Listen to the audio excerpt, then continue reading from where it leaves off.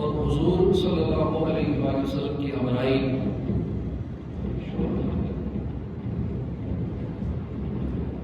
حضور کی ہمراہی نصیب ہونے کا ذریعہ درود شریف ہے. درود شریف کی کثرت کرنا ہے. اس سے معلوم ہوا کہ درود شریف بہترین نیکی ہے کہ تمام نیکیوں سے جنت ملتی ہے، اور درود شریف ایسی نیکی ہے کہ جس کی برکت سے بزم جنت کے دولہا ملتے ہیں. اسی لیے تو امام اہل سنت رحمۃ اللہ علیہ فرماتے ہیں کہ حشر میں کیا کیا مزے رفتگی کے دو رضا، لوٹ جاؤں پا کے وہ دامان عالی ہاتھ میں. صلو علی الحبیب صلی اللہ تعالی علی محمد صلی اللہ علیہ وسلم. صلاۃ و سلام علیک یا رسول اللہ. آج تحمل مزاجی یعنی قوت برداشت سے متعلق بیان سنیں گے. سب سے پہلے تحمل مزاجی پر ایک ایمان افروز ایک آیت سنیں گے. تحمل مزاجی کسے کہتے ہیں یہ بھی بیان کیا جائے گا، اور احادیث مبارکہ میں تحمل مزاجی کے فضائل اور عفو درگزر کے حوالے سے اس کے جو فضائل وارد ہوئے وہ بھی بیان کیے جائیں گے. اللہ تعالیٰ کی تحمل مزاجی کے بھی کچھ واقعات سنیں گے. اور تحمل مزاجی کا جو بنیادی تعلق ہے وہ غصہ دبانے سے ہے، لہذا غصے پر قابو پانے کے کچھ طریقے بیان کیے جائیں گے. حضرت سیدنا امیر معاویہ رضی اللہ عنہ اور حضرت امام جعفر صادق رضی رحمۃ اللہ علیہ کا اس بھی جو کہ اسی مہینے میں ہے، اس لیے مختصر سا تذکرہ ان ایک ہستیوں کو بھی سنیں. آئیے سب سے پہلے ایک آیت سنتے ہیں. جنت عطا فرمانے والے آقا صلی اللہ علیہ وسلم کی بارگاہ میں قبول اسلام کے لیے لوگ جھک در جھک حاضر ہوا کرتے. ایک دن یمنی بادشاہ کی اولاد سے سیدنا وائل بن حجر وفد کی صورت میں بارگاہ رسالت میں حاضر ہوئے، اسلام قبول کرنے کے لیے حاضر ہوئے. تو انہیں صحابہ کرام نے بتایا کہ رسول اللہ صلی اللہ علیہ وسلم نے 3 دن پہلے ہی تمہارے آنے کی بشارت دے دی تھی. شفیق اور مہربان آقا صلی اللہ علیہ وسلم نے ان پر بڑی شفقت فرمائی، ان کے لیے اپنی چادر بچھا دی، اپنے قریب بٹھایا، منبر اقدس پر ان کے لیے تعریفی کلمات ارشاد فرمائے، برکت کی دعا فرمائی، ان کے لیے قیام اور مکان کی نشاندہی کا کام حضرت امیر معاویہ کے سپرد کیا. حضرت امیر معاویہ اس وقت نوجوان تھے اور آپ بھی مکے کے سردار کے صاحبزادے تھے، لیکن صحبت مصطفیٰ کی برکت سے مزاج میں سرداروں والی بات نہیں تھی.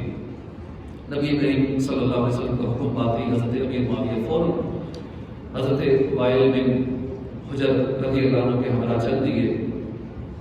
حضرت وائل بن حجر اونٹنی پر سوار تھے اور امیر معاویہ رضی اللہ عنہ یہ پیدل ساتھ ساتھ چل رہے تھے. چونکہ شدید گرمی تھی اس لیے کچھ دیر پیدل چلنے کے بعد انہوں نے سیدنا وائل بن حجر سے کہا کہ گرمی بہت شدید ہے، اب تو میرے پاؤں اندر سے بھی جلنے لگے ہیں، آپ مجھے اپنے پیچھے سوار کر لیجیے. حضرت وائل بن حجر نے انکار کر دیا. اس بات میں معاویہ رضی اللہ عنہ نے کہا کہ کم از کم اپنے جوتے ہی پہننے کے لیے دے دیجیے تاکہ میں گرمی سے بچ سکوں. سیدنا وائل بن حجر نے کہا کہ تم ان لوگوں میں سے نہیں ہو جو بادشاہوں کا لباس پہن سکے، تمہارے لیے اتنا ہی کافی ہے کہ میری اونٹنی کے ساتھ ساتھ پیدل چلتے جاؤ، اونٹنی کے سائے میں چلتے رہو. یہ سن کر حضرت امیر معاویہ نے عالیشان تحمل مزاجی کا مظاہرہ کیا، برداشت کیا، جوابی کارروائی نہیں کی. ایک وقت ایسا آیا کہ امیر معاویہ یہ ملک شام کے گورنر بن گئے. تو سیدنا وائل بن حجر کو دمشق بلوایا. جب یہ دمشق گئے تو سیدنا امیر معاویہ نے بڑا احترام کے ساتھ ان سے سلوک کیا. ماضی کے اس واقعے کا بدلہ لینے کی بجائے سیدنا وائل بن حجر کو اپنے ساتھ تخت پر بٹھا دی اور فرمایا کہ میرا تخت بہتر ہے یا اونٹنی کی کوہان. پرانا واقعہ یاد لگا. سیدنا وائل بن حجر نے کہا کہ اے امیر المومنین، میں اس وقت نیا مسلمان ہوا تھا اور جاہلیت کا رواج تھا جو میں نے کیا، اب اللہ نے ہمیں اسلام سے سرفراز فرمایا ہے اور آپ نے جو کچھ کیا اسلام کا یہی طریقہ ہے۔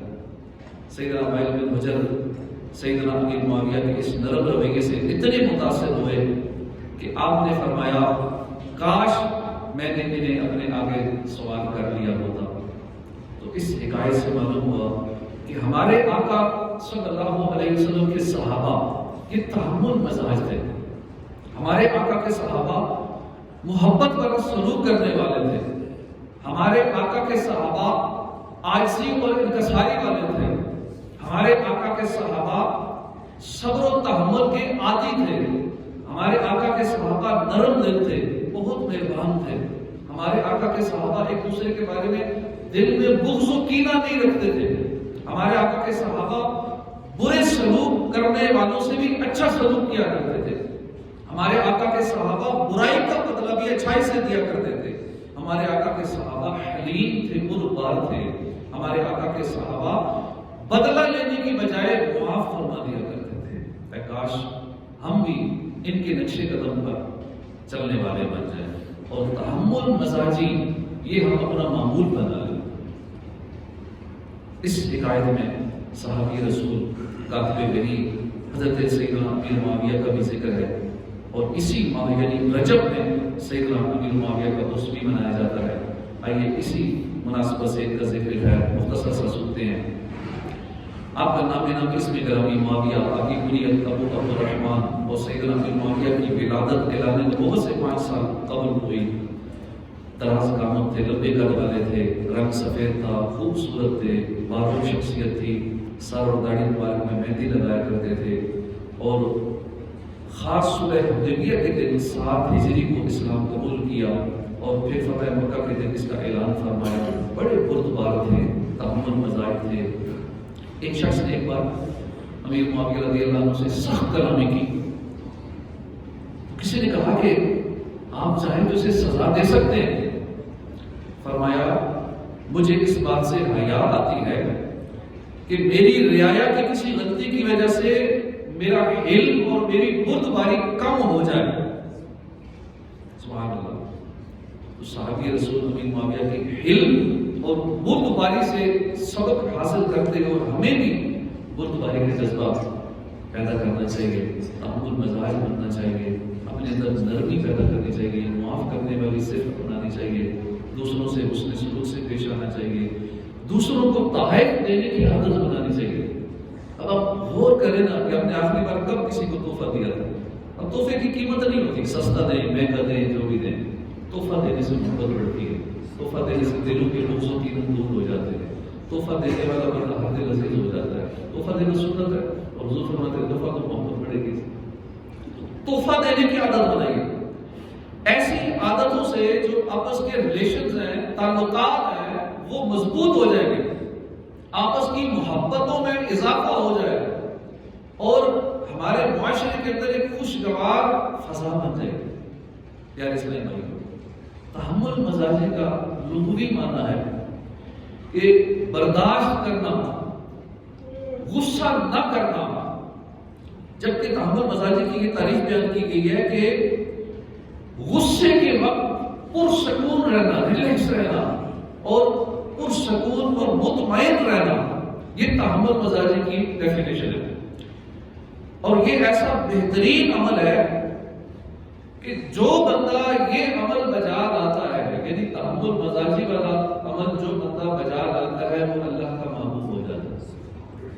چوتھے پارے کے اندر سورہ آل عمران کی آیت نمبر 134 میں خدائے منان کا فرمان باقی ہے، وَالْكَاظِمِينَ الْغَيْظَ وَالْعَافِينَ عَنِ النَّاسِ، اور غصہ پینے والے اور لوگوں سے درگزر کرنے والے، وَاللَّهُ يُحِبُّ الْمُحْسِنِينَ، اور نیک لوگ اللہ کے محبوب ہیں۔ ایک اور آیت میں فرمایا، پارہ 18 سورہ ہود کی آیت نمبر 22 میں ارشاد ہوتا ہے، وَلْيَعْفُوا وَلْيَصْفَحُوا أَلَا تُحِبُّونَ أَن يَغْفِرَ اللَّهُ لَكُمْ وَاللَّهُ غَفُورٌ رَحِيمٌ، اور چاہیے کہ معاف کریں، اور درگزر کرے، کیا تم اسے دوست نہیں رکھتے کہ اللہ تمہاری بخشش کرے اور اللہ بخشنے والا مہربان ہے؟ اور شیطان کیا چاہتا ہے؟ پیارے اسلامی بھائیو، معلوم ہوا کہ معاف کرنا، درگزر کر دینا مغفرت پانے کا سبب ہے، اور یہ عادت اللہ کریم کو بہت پسند ہے۔ اس میں شک نہیں کہ شیطان انسان کا ازلی دشمن ہے، جیسا کہ قرآن پاک میں ارشاد ہوتا ہے ان الشیطان ینزغ بینہم ان الشیطان کان للانسان عدوا مبینا، بے شک شیطان ان کے آپس میں فساد ڈال دیتا ہے، بے شک شیطان آدمی کا کھلا دشمن ہے۔ شیطان ہرگز یہ گوارا نہیں کرے گا کہ مسلمان آپس میں متحد ہو کر رہے، شیطان ہرگز یہ نہیں چاہے گا کہ مسلمان آپس میں خیر خواہی کرے، شیطان ہرگز یہ نہیں چاہے گا کہ مسلمان آپس میں ایک دوسرے کی عزت و ناموس کی حفاظت کرے، شیطان ہرگز یہ برداشت نہیں کرے گا کہ مسلمان ایک دوسرے کی غلطیوں کو نیگلیکٹ کر دے، نظر انداز کر دیا کرے، شیطان ہرگز نہیں چاہے گا کہ مسلمان آپس میں درگزر کر دے، شیطان ہرگز یہ نہیں چاہے گا کہ مسلمان اپنے حقوق معاف کر دے، شیطان ہرگز یہ نہیں چاہے گا کہ مسلمان ایک دوسرے کے حقوق کا لحاظ کرے، شیطان ہرگز یہ نہیں چاہے گا کہ مسلمان ایک دوسرے سے تعاون کرے، شیطان تو یہ چاہے گا کہ مسلمان آپس میں لڑتے رہے یا آپس میں جھگڑا دنگا فسادی کرتے رہے، شیطان تو یہ چاہے گا کہ مسلمان ایک دوسرے کی عزتوں پر کیچڑ اچھالے، شیطان تو یہ چاہے گا کہ مسلمان آپس میں بد اخلاقی کرے، گندی باتیں کرے، شیطان تو یہ چاہے گا کہ مسلمان ایک دوسرے کو خوب گالیاں دیں، شیطان تو یہ چاہے گا کہ اگر کسی نے ایک تھپڑ رسید کیا ہے تو اس کو 2 تھپڑ رسید کرو، کسی نے 1 لات ماری ہے تو 2 لاتیں مارو، شیطان تو یہ چاہے گا کہ اگر کسی مسلمان کی گاڑی غلطی سے کسی دوسری گاڑی سے ٹکرا جائے تو اکثر بازار گالیاں اور لاتوں بھوسوں کی بارش کر دیتے، شیطان تو یہ چاہے گا کہ اگر بچوں کی امی سے غلطی سرزد ہو جائے تو اسے جی بات کر تانے دیے، ذلیل کیا جائے، شیطان تو یہ چاہے گا کہ خاندان کہ کسی فرد کی غلطی کو اپنی ادا کا مسئلہ بنا کر زندگی بھر کے لیے اس کا بائیکاٹ کر دیا جائے، شیطان تو یہ چاہے گا کہ اپنے ملازم سے ماتحت سے چھوٹی سی غلطی ہو جائے اور پھر اسے جیب بھر کر ذلیل کر دیا جائے، شیطان تو یہ چاہے گا کہ ذی مرتبہ اور اونچے عہدے والا مسلمان دوسروں کو گھٹیا سمجھے، دوسروں کو حقیر سمجھے، اپنے آپ کو بڑا سمجھے، شیطان تو یہ چاہے گا کہ مسلمان آپس میں لڑتے ہی رہے۔ اب ہمیں یہ سوچنا ہے کہ ہم نے شیطان کی پیروی کرنی ہے یا رب رحمان کی پیروی کرنی ہے۔ شیطان یہ چاہتا ہے کہ مسلمان چھوٹی چھوٹی باتوں پر یہ لڑتے بھرتے ہو، جبکہ رب رحمان نے یہی حکم فرمایا ہے کہ مسلمان ایک دوسرے سے درگزر کرے، ایک دوسرے کو معاف کر دے، اللہ پاک ان کی مغفرت فرمائے۔ لہذا آپ یہ عہد کیجیے کہ آئندہ انشاءاللہ ہم بھی درگزر سے کام لیں گے، ہم ایک دوسرے کو معاف کر دیا کریں گے۔ اس میں کوئی شک نہیں ہے کہ مسلمان سے غلطی ہو جانے پر تحمل مزاجی سے کام لیتے ہوئے اسے معاف کرنا یہ نفس پر بڑا دشوار گزرتا ہے، بہت مشکل ہوتا ہے کسی کو معاف کر دینا اور برداشت کرنا، لیکن اس کے فضائل بھی تو بہت زیادہ ہے۔ آئیے اس کی فضیلت سنتے ہیں۔ پیارے آقا صلی اللہ علیہ وآلہ وسلم نے فرمایا 3 باتیں جس شخص کے اندر ہوں گی بروز قیامت اللہ پاک اس کا حساب آسانی سے لے گا۔ کتنا بڑا کرم ہوگا قیامت والے دن حساب آسانی سے ہو جائے، اور اس سے بڑھ کر کرم کیسا ہوگا کہ بندہ جنت میں بھی چلا جائے۔ تو 3 باتیں جس شخص کے اندر ہوں گی اللہ پاک اس کا حساب بھی آسانی سے لے گا اور اسے جنت میں بھی داخل کرنا ہے۔ ہر مسلمان یہ چاہتا ہے کہ اللہ پاک آسانی سے حساب لے، کیونکہ جس سے حساب لے لیا گیا وہ برباد ہو جائے گا، وہ تباہ ہو جائے گا، کیونکہ ہم ایک نعمت کا حساب نہیں دے سکتے۔ اللہ پاک نے بے شمار نعمتیں عطا فرما دی، ساری زندگی عبادت میں گزار دیں تو رب تعالیٰ کی ایک نعمت کا شکر ادا نہیں ہو سکتا۔ اللہ کے اتنے کرم ہے، اتنے ہمارے احسانات ہیں، تو اگر حساب میں آسانی ہو جائے بیڑا پار ہو جائے، جنت میں بھی داخل ہو جائے ساتھ ساتھ، دونوں کام یہی چاہتے ہیں، مقصد یہ اللہ کا بے حساب جنت میں داخل کرنا۔ سنیے کون لوگ ہوں گے جن کے حساب میں اللہ نرمی فرمائے گا اور جنت میں بھی داخل کروا دے. صحابہ نے عرض کی یا رسول اللہ وہ کون سی باتیں ہیں؟ فرمایا جو تمہیں محروم کرے تم اسے عطا کرو. دوسری بات جو تم سے تعلق توڑے تم اس سے تعلق جوڑو. تیسری بات جو تم پر ظلم کرے اسے معاف کر دو. یہ تین باتیں جس شخص کے اندر ہوں گی اللہ پاک اس کا حساب بھی آسانی سے لے گا اور جنت میں بھی داخل کروا دے. دوسری حدیث سے فرمایا کہ علم سیکھنے سے آتا ہے اور تحمل مزاجی و تکلف یعنی تکلیف برداشت کرنے سے آتی ہے. بہت ہی مشکل ہے تحمل مزاجی کا مظاہرہ کرنا, برداشت کرنا یہ بڑا مشکل کام ہے, لیکن بتکلف شروع میں تکلیف برداشت کرنی پڑے, دل نہیں کرے گا کسی کو برداشت کرنے کا, معاف کرنے کا, لیکن کرنا پڑے گا, نفس بھی گراں گزرے گا. اور جو بھلائی حاصل کرنے کی کوشش کرے اسے بھلائی دی جاتی ہے اور جو شر سے بچنا چاہتا ہے اسے شر سے بچایا جاتا ہے. فرمایا 5 کام انبیاء کرام کی سنت ہے اور 5 میں سے ایک کام تحمل مزاجی بھی. چوتھی حدیث سے فرمایا بے شک انسان بردباری کی وجہ سے, تحمل مزاجی کی وجہ سے روزہ دار اور شب بیدار کا درجہ پا لیتا ہے. شب بیداری مشکل کام ہے, ساری رات عبادت کرنا, دن کو روزے رکھنا. اب رجب کے روزے اتنی فضیلت ہے کہ رجب کے ہر دن کا روزہ جو ہے وہ 1 مہینے کے روزوں کا کفارہ ہے, اور بہت ساری فضیلتیں ہیں کہ 1 روزہ رکھے تو یہ فضیلت ہو, 2 رکھے تو یہ, 10 رکھے تو یہ, اتنی فضیلت ہے اس مہینے کے روزوں کی. لیکن پھر بھی کتنے لوگ رکھتے ہیں روزے اس مہینے میں. تو تحمل مزاجی یہ ایسا کام ہے کہ جو شخص تحمل مزاج ہوتا ہے وہ شب بیدار اور روزہ دار کا درجہ پا لیتا ہے. ایک اور حدیث پاک جو کسی مسلمان کی غلطی کو معاف کرے گا قیامت کے دن اللہ تعالیٰ اس کی غلطی کو معاف کرے گا. کتنی غلطیاں کرتے ہیں ہم, لوگوں کو معاف کرتے رہے اللہ ہمیں معاف کرتا رہے. ایک شخص پر اللہ کی رسالت میں عرض کی یا رسول اللہ صلی اللہ علیہ وسلم ہم اپنے ملازم کو, اپنے خادم کو دن میں کتنی بار معاف کریں گے؟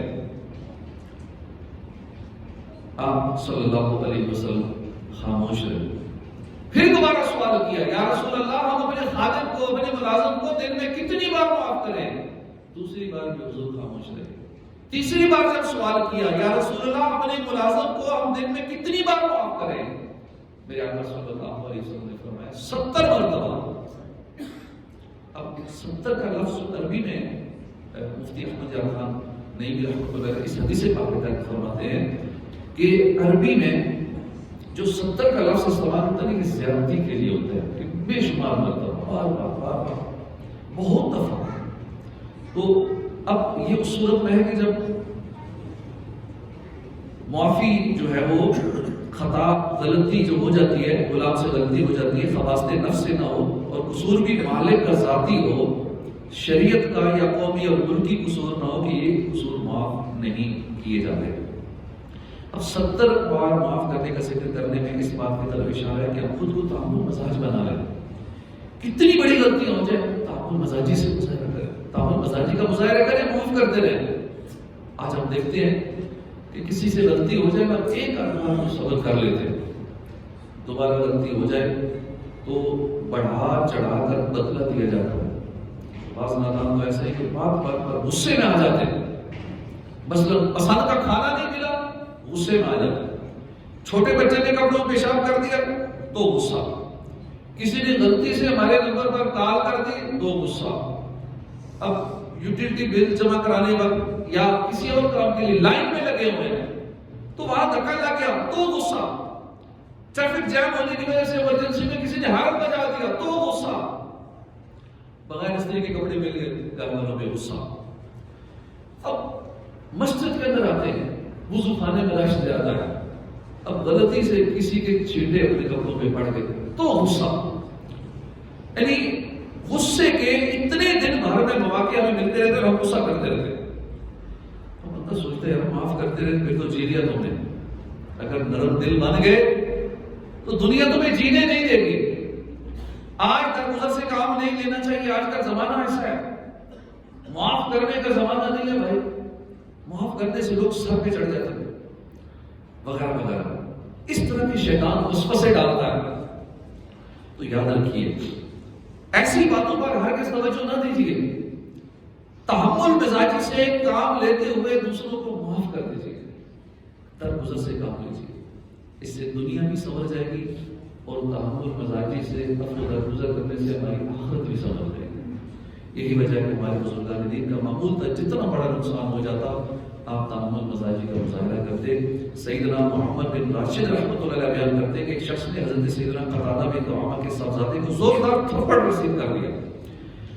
آپ نے بلال بن ابی بردہ سے اس کے خلاف مدد چاہی تو بلال بن ابی بردہ نے تھپڑ مارنے والے کو بلایا, بصرہ کے سرداروں کو بھی بلایا. وہ آپ سے اس کی سفارش کرنے لگے لیکن آپ نے سفارش قبول نہ کی. بیٹے سے فرمایا کہ تم بھی اسے تھپڑ مارو, جس طرح اس نے تمہیں تھپڑ مارا تھا اسی طرح تم مارو. فرمایا بیٹا آستینیں چڑھا لو. سارے سردار بھی جمع ہیں, بااثر لوگ جمع ہیں. اب اسے تھپڑ مارنا ہے, بدلہ لینا ہے.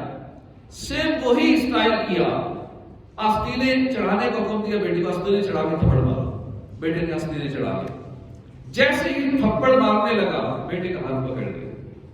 اب بیٹا ہم نے اللہ کی رضا کے لیے اس کو معاف کر دیا, کیونکہ کہا جاتا ہے کہ معاف کرنا یہ قدرت کے بعد ہی ہوتا ہے. کہ جب بندہ کچھ کرنے پہ قادر ہوتا ہے, جب بندہ کسی سے بدلہ لے سکتا ہے, اس کے اندر اتنی پاور ہے, صلاحیت ہے, سورسز ہے, سارا کچھ ہے, اگلے کا نقصان کر سکتا ہے, بدلہ لے سکتا ہے, پھر بھی اللہ کی رضا کے لیے نہیں لیتا تو اللہ اسے معاف فرما دیتا. خدا بدلہ ہی نہیں لے سکتا, کہتے میں نے معاف کر دیا, اس کی اور صورت حال ہے. بدلہ لینے پر قادر ہو پھر بھی نہ بدلہ لے, صرف اللہ کی رضا کے لیے.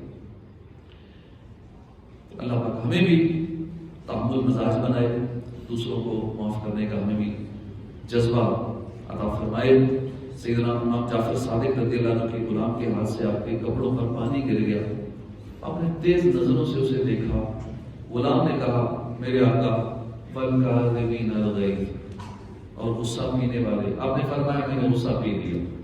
غلام نے پھر کہا والعافین عن الناس, اور لوگوں سے درگزر کرنے والے. آپ نے فرمایا بیٹا میں نے تجھے معاف کر دیا. غلام نے کہا واللہ یحب المحسنین, اور نیک لوگ اللہ کے محبوب ہیں.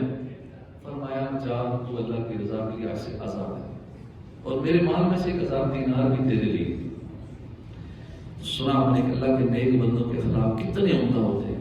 اگر کوئی تکلیف دے تب بھی غصہ نہیں کرتے, بدلہ لینا تو درکنار ہے, پھر کو معاف کر دیتے ہیں, اور یہاں تو اس کو دینار بھی عطا فرما دی. اللہ پاک ہمیں بھی یہ جذبہ نصیب فرمائے. تو یہاں جو ہم نے امام جعفر صادق کا تذکرہ سنا ہے, امام جعفر صادق کا ذکر مبارک جو ہم نے سنا ہے, کیونکہ اسی مہینے کی 15 رجب کو آپ کا عرس منایا جاتا ہے. امام جعفر صادق کی کنیت ابو عبداللہ ہے. 17 ربیع الاول سن 83 ہجری میں آپ کی ولادت ہوئی, پیر شریف کے دن.